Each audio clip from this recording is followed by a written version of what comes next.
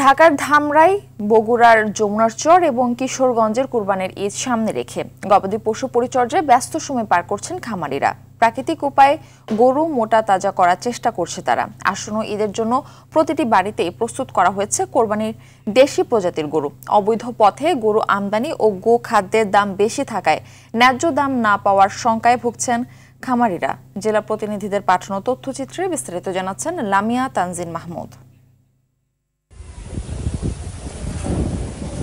2 সপ্তাহ বাদেই পবিত্র ঈদ উল আজহা।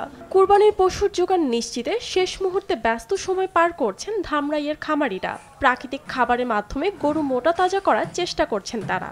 আমি গরুরে ন্যাচারাল খাবার খাওয়াই বড় করছি, যেমন গমের ভুসি, ছোলা, তারপরে খেসারি, মুগ ডাল, এইসব ন্যাচারাল খাবার। তারপরে খুদের জাউ, ভুট্টা ভাঙা, এইসব খাবার খাওয়া। এই খাবার খাই আমি গরু লালন পালন করছি। মানুষের মতো লোক দেখানো খাবার আমি খাওয়াই না। আমাদের যে পার্শ্ববর্তী দেশ থেকে যে গরুগুলো আসে, সেগুলো অবৈধ পথে গরুগুলো আসে, সেগুলো যদি সরকার নিষিদ্ধ করে তাহলে মনে হয় যে আমরা আশাবাদী করি যে আমাদের গরুগুলা ভালো দামে বিক্রি করতে পারবো। বগুড়ার যমুনার বিভিন্ন চরাঞ্চলে এখন চলছে কুরবানির গরু পরিচর্যা করা কাজ।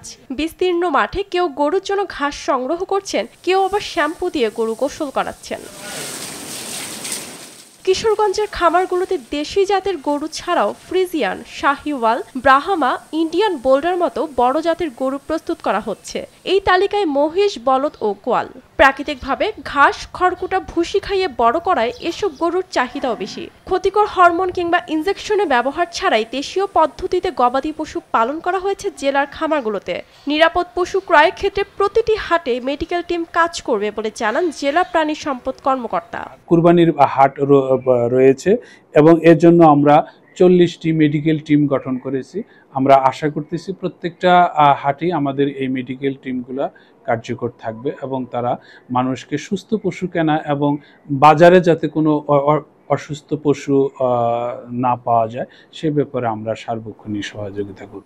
ভারতীয় গরু ছাড়াই দেশি প্রজাতির গরু দিয়ে কোরবানির চাহিদা মেটানো সম্ভব বলে মনে করছেন খামারিরা। তাই অবৈধভাবে গরু মহিষ আমদানি বন্ধ ও দালালদের বিরুদ্ধে কঠোর পদক্ষেপ নেওয়ার দাবি তাদের। লামিয়া তানজিন মাহমুদ, RTV।